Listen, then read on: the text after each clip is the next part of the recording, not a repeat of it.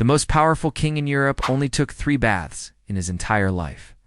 In the 17th century, doctors believed that hot water opened your pores and let deadly diseases inside. For Louis XIV, bathing was basically considered suicide. Instead, the Sun King wiped himself with scented cloths, changed his clothes multiple times a day, and scrubbed with perfumed alcohol. Versailles smelled like a mix of urine, perfume, and sweat. He healed massive marble bathtubs, but he filled them with flower essence instead of water. Would you bathe in a field of roses? Want more shocking royal secrets? He also changed his clothes multiple times a day, reportedly up to 5 changes in the hottest months. Well, Louis didn't exactly shy away from them. In fact, he had plenty of them around the palace, all filled with rose petals and smelling like, well, roses. But hey, at least he bathed. I mean, sort of.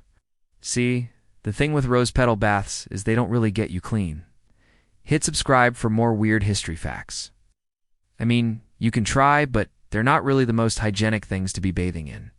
Now, this might seem like an effective way to stay fresh, and it probably was, because man, did Versailles ever smell? Combination of urine, perfume, and sweat? Yeah, it was quite the aroma. Hit subscribe for more weird history facts. He ruled over France for 72 years and was a father to 8 children.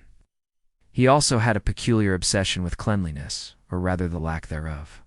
You see, during his reign, bathing was seen as a dangerous activity. Doctors believed that the heat from the water would open your pores and let deadly diseases inside. And since Louis XIV had a particular fondness for his own bodily fluids, he decided to take a rather extreme approach to hygiene. Louis XIV is a legendary monarch. Instead of bathing in the traditional manner, he would have himself scrubbed with perfumed alcohol and wiped himself with scented cloths. But what about those pesky disease-ridden bathtubs? But for everyone else, this seems like a pretty terrible idea. I mean, just look at all those petals. It's like a slip and slide, but with thorns. We all know how messy those things can get. Would you bathe in a field of roses? Well, if you're a fan of roses in the 18th century, then maybe. So while Louis XIV may have been the most powerful king in Europe, he certainly wasn't the cleanest.